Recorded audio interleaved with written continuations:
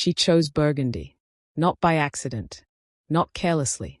Melissa had stood in front of her mirror for 4 to 5 minutes that morning, cycling through options. The navy wrap dress, the cream blouse with the structured blazer, the safe black midi that whispered I'm trying to fit in.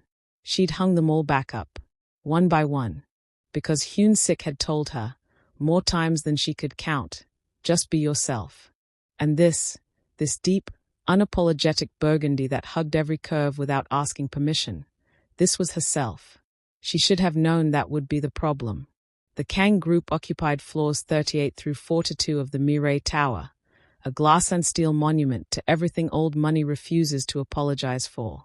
From the lobby alone, you could feel it, the kind of wealth that doesn't announce itself with gold or flash, but with silence, with marble that echoes, with receptionists who smile at you like they've already assessed your net worth and found it wanting. Melissa walked through those doors beside Hyun-sik, her heels clicking against the floor, and she kept her chin level. Not high, not defiant, just level. You okay? Hyun-sik asked, his hand finding the small of her back. Ask me again in an hour, she said. He laughed softly. He's going to love you. She didn't say what she was thinking. She just nodded and watched the elevator numbers climb. Kang Jae-won did not stand when they entered. That was the first thing Melissa noticed. He sat behind a desk the size of a small country, surrounded by framed calligraphy and the kind of deliberate quiet that powerful men cultivate like a weapon. He was 63 years old, silver at the temples, with a jaw that looked like it had never once softened in casual conversation. There was a green bottle of soju on the corner of the desk, barely touched, and a stack of documents he pretended to still be reviewing even though they'd been announced 2 minutes ago. He was making them wait. On purpose. Hyun-sik cleared his throat. Abiyaji. This is Melissa. Mr. Kang finally looked up. His eyes moved to her face for exactly 1 second. Then they dropped, slowly, deliberately, down the length of her dress, and back up. His expression didn't change. That was somehow worse than if it had. Sit, he said. To his son. Not to her. Melissa sat anyway. A long pause stretched across the room. Outside, 40 floors of Seoul gleamed in the afternoon light. In here, the air had the specific weight of a verdict being composed. You work in marketing, Mr. Kang said finally, still not quite looking at her, more like addressing the space she occupied. Brand strategy, Melissa said. I lead the regional accounts team at Helix Communications. He picked up his pen. Set it down again. And your family? Where are they from? My mother is from Lagos. My father was born in London. I grew up between both cities before I came to Seoul for my graduate program. She kept her voice even. Warm, but not eager. Hyun-sik and I met 2 years ago through a mutual colleague. I know how you met, Mr. Kang said flatly. Hyun-sik shifted in his chair. Abiyaji. I'm speaking. His father's voice didn't rise. It didn't need to. 2 years. And in 2 years, you never thought to bring her to meet me. I wanted us to be ready. Ready. Mr. Kang repeated the word like it tasted wrong. His eyes finally settled on Melissa directly, not warmly, but with the focused assessment of a man who had built a business empire by being a precise reader of people. Tell me, what does ready mean to you? Melissa held his gaze. It means knowing what you want clearly enough that someone else's opinion of it doesn't shake you. The silence that followed was the loudest thing in the room. Mr. Kang leaned back slowly in his chair. His eyes dropped to her dress one more time, that same deliberate sweep. And when he spoke, his voice had a finality to it, like a door being closed from the inside. My son has a position to maintain in this family and in this industry. The woman beside him reflects on everything we have built. Everything. He folded his hands on the desk. You seem intelligent. That I can see. But intelligence is not presentation. And presentation, another glance at the burgundy, brief and cutting, is not something I am willing to compromise on. Melissa's jaw tightened. Just slightly. With respect, Mr. Kang, she said quietly, I dressed appropriately for a business meeting with my boyfriend's father. This is a conservative dress. It is a nightclub dress, he said simply. And I think, somewhere, you know that. Abiyaji. Hyun-sik's voice was low. Careful. A warning.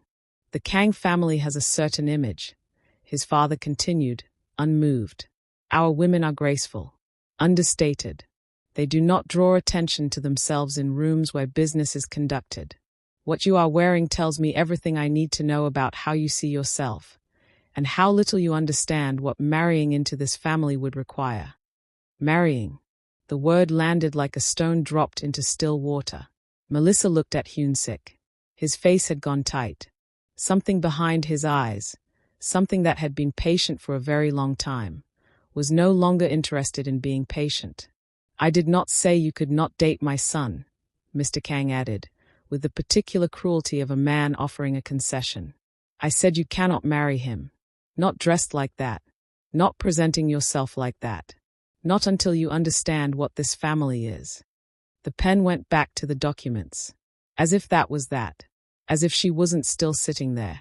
And that, right there, was the moment everything changed.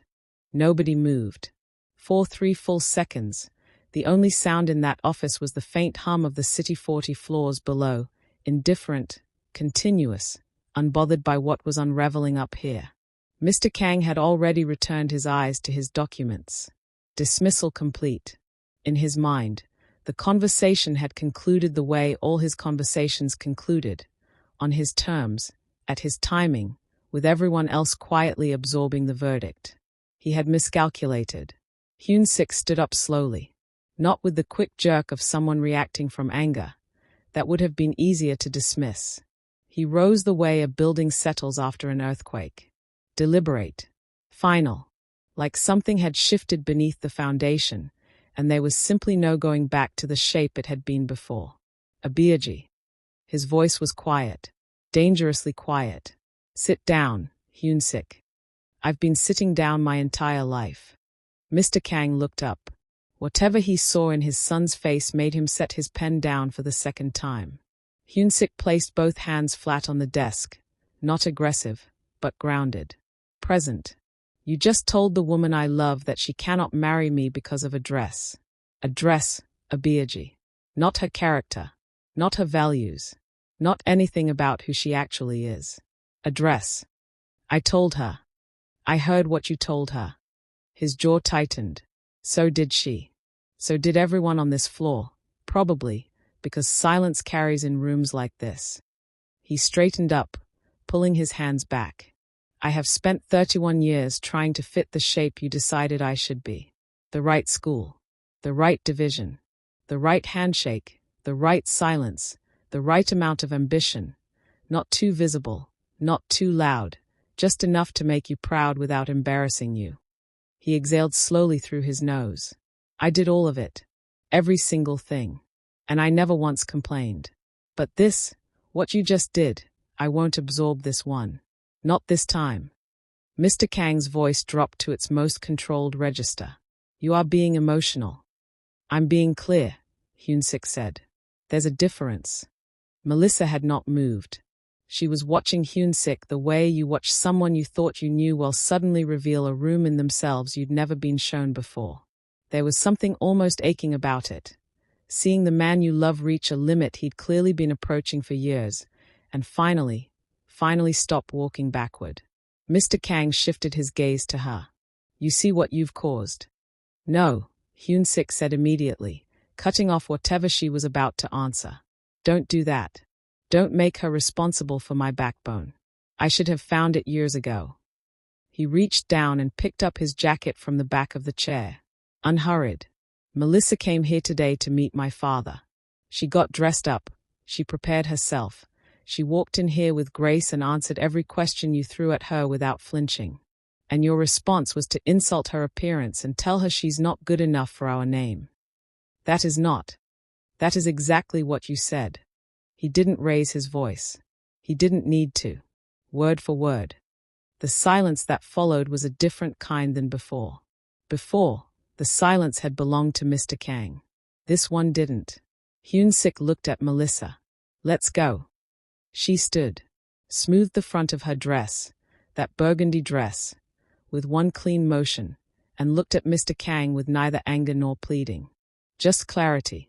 Thank you for seeing us, Mr. Kang, she said. Because she had manners. Because she was raised that way. Because she would not let this man reduce her to the reaction he seemed to be waiting for. Then she walked toward the door. Hyun-sik followed, then stopped, turned back one last time. I want you to know something, he said to his father. I'm not walking out because I'm angry. I'm walking out because I finally respect myself enough to. He paused. I hope someday you'll understand the difference. The door closed behind them. Softly. No slam. No drama. Just a quiet, irreversible click. In the elevator, neither of them spoke for the first 2 floors. The city rose outside the glass wall of the elevator shaft, all steel and light in movement, Seoul continuing at full speed while the world inside that small descending box held very still. Melissa stared straight ahead. Hyun-sik. Don't apologize, he said immediately. I wasn't going to. He looked at her. Something flickered across his face. Surprise, then something warmer. I was going to ask if you're okay, she said. He laughed. A short, exhausted, completely genuine laugh that broke something open in the tension. He leaned his head back against the elevator wall and closed his eyes for a moment. No, he said honestly. But I will be. She reached over and took his hand. Didn't say anything else. There was nothing else needed. The lobby arrived. The marble floor echoed under their feet. The receptionist smiled her practiced smile. Melissa walked straight past without looking at her, Hyun-sik's hand in hers, both of them moving through those enormous glass doors and out into the afternoon air like people stepping off a battlefield they'd already decided not to return to. Outside, the city was loud and indifferent and completely free. Hyun-sik stopped on the pavement, looked up at the tower behind them, all 42 floors of it, and breathed out long and slow. I left my company laptop up there, he said. Melissa blinked, then laughed. Fully, genuinely, the kind of laugh that only comes when everything is terrible and something is still, somehow, funny. We'll get it later, she said. Yeah. He squeezed her hand. We will. Neither of them knew yet just how long later was going to take. The first apartment was small enough that you could stand in the kitchen and hold a conversation with someone in the bedroom without raising your voice. Hyun-sik called it efficient. Melissa called it character building. Their landlord, Mr. Bae, called it the best unit on the 4th floor, which would have been more impressive if they had been more than 2 units on the 4th floor. The elevator was broken half the time. The hot water ran out if you showered after 8:30 in the morning. The couple next door argued every Thursday with the specific rhythmic reliability of a standing appointment. None of that mattered. Not really. What mattered was that it was theirs, chosen freely, paid for honestly, unburdened by the Kang name or anything that came attached to it.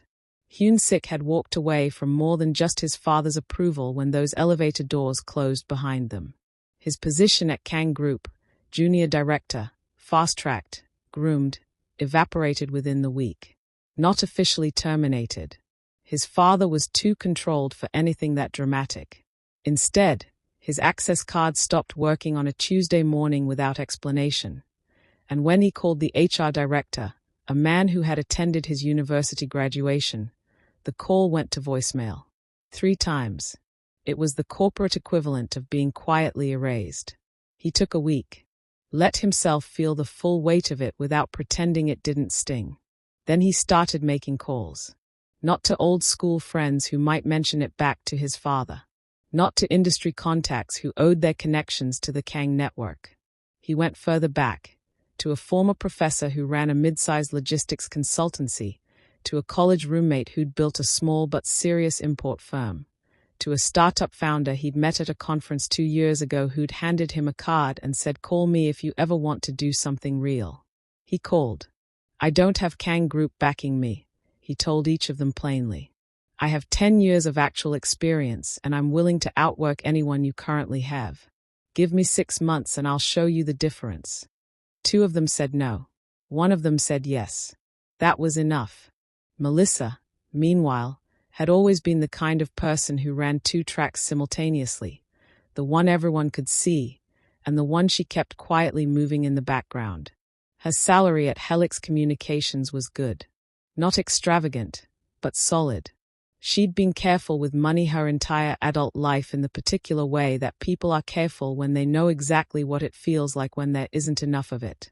She picked up a second consulting contract on evenings and weekends, a Nigerian fashion brand expanding into the Korean market, something she was genuinely excited about, and quietly restructured their monthly budget down to its leanest functional shape.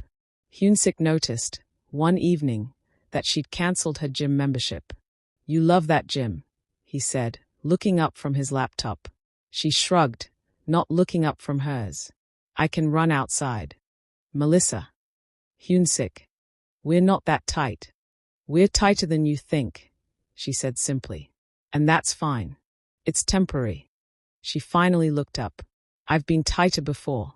Much tighter. This doesn't scare me." He studied her for a long moment. "What does scare you?" She considered the question seriously, the way she always did. She never answered things carelessly. "Wasted potential," she said finally. "People who give up on good things because the good things got inconvenient." She held his gaze. "That's the only thing that ever actually scared me." He closed his laptop, crossed the small apartment in 4 steps, sat down beside her and didn't say anything, just put his arm around her shoulders, and she leaned into him without breaking her train of thought or her posture. Just leaned, slightly, the way a tree leans toward light without losing its roots. 6 months became 8. 8 became 12. The consultancy promoted him to senior analyst. Not because of who his father was. They didn't particularly care, but because he was, as it turned out, exceptionally good at seeing the structural inefficiencies in supply chains that everyone else had stopped noticing because they'd been there so long. He had a talent for asking the question that made a room go quiet, for finding the number buried in a spreadsheet that changed what the spreadsheet meant. His father had recognized that quality and tried to harness it for the Kang Group's benefit. Out here, it belonged to no one but himself. He came home one Friday with a bottle of champagne, real champagne, not the sparkling wine they'd been substituting, and set it on the kitchen counter without explanation. Melissa looked at it, looked at him. "What happened?" "They offered me a partnership track." Her face broke open into a smile so wide it looked almost surprised, like even she hadn't braced herself for how happy she'd be. She crossed the kitchen, grabbed his face in both hands, and kissed him once, firmly, in the specific way that means "I always knew this, I always knew you." "Tell me everything," she said. So he did. All of it, rapid and unguarded. Standing in their tiny kitchen with the champagne still unopened between them, words tumbling out in the mixed Korean and English they'd settled into over 2 years. The language of their particular life together, invented by necessity and kept by choice. Outside, Thursday arrived, and right on schedule, the neighbors started arguing. They both paused, listened for a beat, looked at each other. "We should really move," Hyunsik said. "After the champagne," Melissa said, reaching for the bottle. What neither of them could have known, in that small bright kitchen, was that something else entirely was already changing, quietly, invisibly, in the way that the most significant things always begin. She bought 3.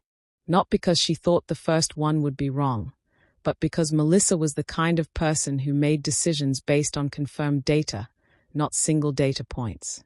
She'd been that way since university. Verify, then act. 2 sources minimum.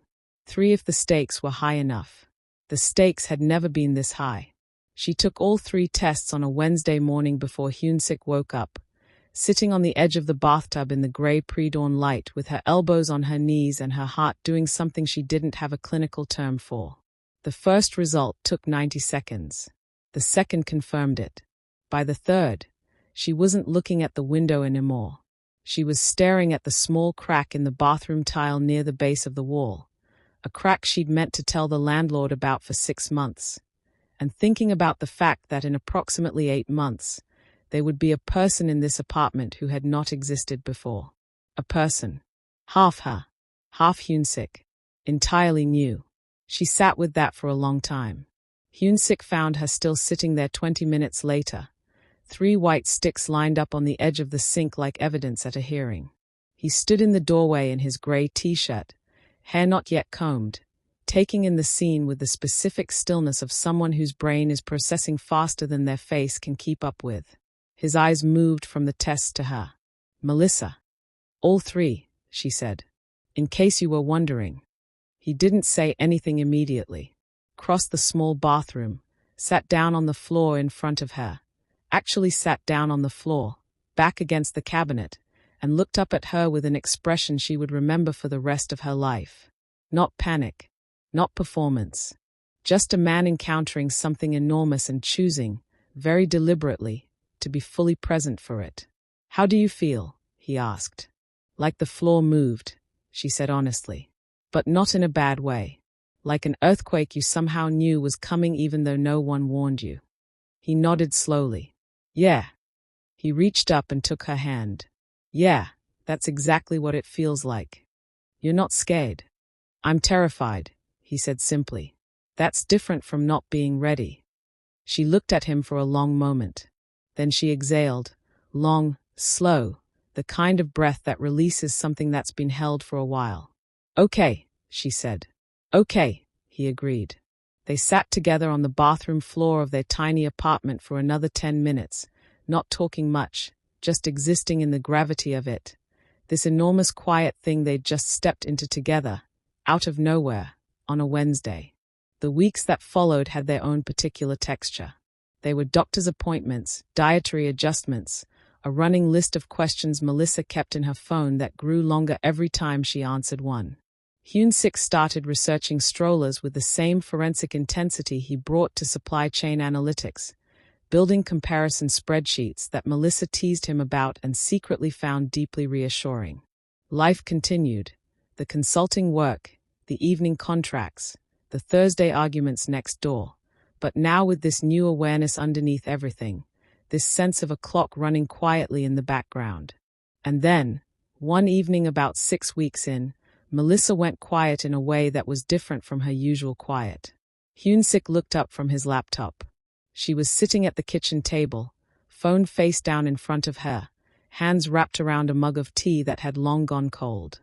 Staring at nothing. Where are you right now? He asked. She came back slowly. I keep thinking about your father. The room shifted slightly. Melissa. Not in an angry way, she said quickly. Just, he doesn't know. And this is his grandchild, Hyun-sik. She looked at him directly. Whatever happened between us and him, this is different. This isn't about the dress or the office or any of that anymore. This is a baby. Hyun-sik was quiet for a long moment. She could see him working through it. The old reflexes, the complicated architecture of his feelings about his father, all of it moving visibly behind his eyes. He hurt you, he said finally. He did, she agreed. And if he does it again, we'll deal with it the same way we dealt with it the first time, together, and without apology. She turned the cold mug slowly in her hands. But I think he deserves to know. Not for his sake. For the baby's. She paused. Maybe for yours too. He didn't answer right away. Just looked at her, this woman he'd chosen over everything, sitting in their small kitchen, 6 weeks pregnant, advocating for the man who'd dismissed her in Burgundy and called her unsuitable. The generosity of it was almost difficult to look at directly. I'll call him, Hyun-sik said. No. Melissa shook her head. I'll go. Alone. He blinked. Absolutely not. Hyun-sik. Her voice was calm and final in the particular way it got when her mind was already made up and negotiation was a formality. If I go with you, it becomes about the two of you again. The old argument. The inheritance. The defiance. Everything. She met his eyes. But if I go alone, it's just a woman telling a grandfather that he has a grandchild coming. That's a different conversation entirely. He stared at her for a long time. You're remarkable, he said. You know that. I know, she said simply. Now help me figure out what to wear.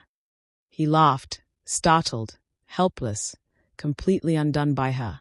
She called the Kang Group offices the next morning. She did not wear burgundy this time, but she held her chin at exactly the same level. The receptionist remembered her. She didn't say so, her professionalism was too polished for that. But there was a flicker of recognition when Melissa stepped off the elevator onto the 41st floor, something behind the practiced smile that said you're the one who came before. The one who left quietly with the sun. The one who didn't make a scene. Melissa Adeyemi, she said at the front desk. I don't have an appointment, but I'd appreciate 10 minutes with Mr. Kang if he's available. Please tell him it's important. She chose a chair in the waiting area and sat down with her back straight and her hands folded in her lap. No phone out. No distraction. Just patience. Deliberate, visible patience that communicated, to anyone paying attention, that she was not here to be rattled. 14 minutes passed. Then the receptionist looked up. Mr. Kang will see you now. He was standing this time. That was the first difference. Not behind the desk, beside the window, looking out at the city with his hands clasped behind his back. The soju bottle was gone. The framed calligraphy on the walls looked exactly the same. Everything else felt subtly altered. The way a familiar room feels different after something significant has happened in it. He turned when she entered, studied her for a brief moment, the understated navy dress, the simple jewelry, the same level chin, and gestured to the chairs. Sit, he said. Then, after a pause that felt like it cost him something, please. Melissa Saturday. He took the chair across from her rather than retreating behind the desk. Another difference. Whether that was intentional or not, she noted it. You came alone, he said. I came alone. Hyun-sik doesn't know. He knows. It was my choice to come without him. She looked at him steadily. I have something to tell you, Mr. Kang. Something you deserve to hear directly, from me, before it becomes news through other channels. She let a beat pass. I'm pregnant. 11 weeks. Your son knows. We're both well, and we're both ready. She kept her voice neutral, not cold, not warm, just clear. I thought you should know that you're going to be a grandfather. The silence that followed was unlike any silence the room had held before. Kang Jae-won's face moved through something she couldn't fully chart, a rapid interior weather system passing behind eyes that spent 63 years learning to reveal nothing. His jaw tightened. His clasped hands shifted. And then, from somewhere underneath all that controlled architecture, something cracked. Not dramatically. Not with a gasp or a sudden gesture. Just cracked. The way old wood cracks in cold weather. A sound you almost miss and then can't unhear. He turned back toward the window. I had a wife, he said. His voice was different now, lower, stripped of its boardroom authority. Just a man's voice. Jung-hee. Hyun-sik's mother. She was extraordinary. Patient in a way I never deserved. Warm in a way I never reciprocated enough. He stopped. Started again. We argued, toward the end of her life, about exactly this. About how I ran the family the way I ran the company. Decisions from the top. No discussion. No flexibility. A long exhale. She told me I was going to lose my son the same way I had lost her, not to death, but to distance. To the space that grows between people when one of them refuses to bend. Melissa didn't speak. This wasn't a moment for speaking. She died 4 years ago, he continued. And I sat with that warning every day since. Knowing she was right. Unable to change the mechanism, somehow. Even when I could see it happening. He turned back from the window, and she saw it then. The thing she had not expected to see on Kang Jae-won's face. Shame. Real, unperformed, expensive shame. When Hyun-sik brought you here, I saw it immediately. The way he looked at you. The way he positioned himself, slightly in front, protective without smothering. Jung-hee used to say that you can tell everything about a man's heart by how he stands next to the person he loves. His voice faltered for just a moment. He stood the same way with you that I never stood with her. Something shifted in Melissa's chest. And instead of recognizing that, Mr. Kang continued. Instead of seeing my own son's happiness and being grateful for it, I looked at your dress. His voice dropped. I made you feel worthless in a room you walked into with dignity. I gave you a verdict before you'd spoken 10 sentences. He lowered himself slowly into the chair, and for the first time he looked not like a patriarch but simply like a tired man carrying something very heavy. I told myself it was about standards, about the family's image, about what was appropriate. He shook his head. It was fear, pure fear, that he'd chosen someone I couldn't control the same way I couldn't control Jung-hee's illness. That I'd lose him too, somehow, to a life I hadn't approved, to a happiness I hadn't sanctioned. His eyes met hers directly. I rejected you because I was terrified, and I dressed it up as principle because that's what men like me do. The city moved silently beyond the glass behind him. Melissa was quiet for a long moment. When she spoke, her voice was careful and genuine. I appreciate you telling me that, Mr. Kang. It doesn't excuse it. No, she agreed. It doesn't. A pause. But it explains it. An explanation is where everything either gets worse or starts to get better. He looked at her for a long time. Then, quietly, with enormous difficulty, Kang Jae-won said 4 words he had almost certainly never said in this office before. I am truly sorry. And that would have been enough. That alone would have been more than enough. But Mr. Kang wasn't finished, because there was something else. Something he had done, in the months after they walked out, that he hadn't told anyone. Something that changed everything about what came next.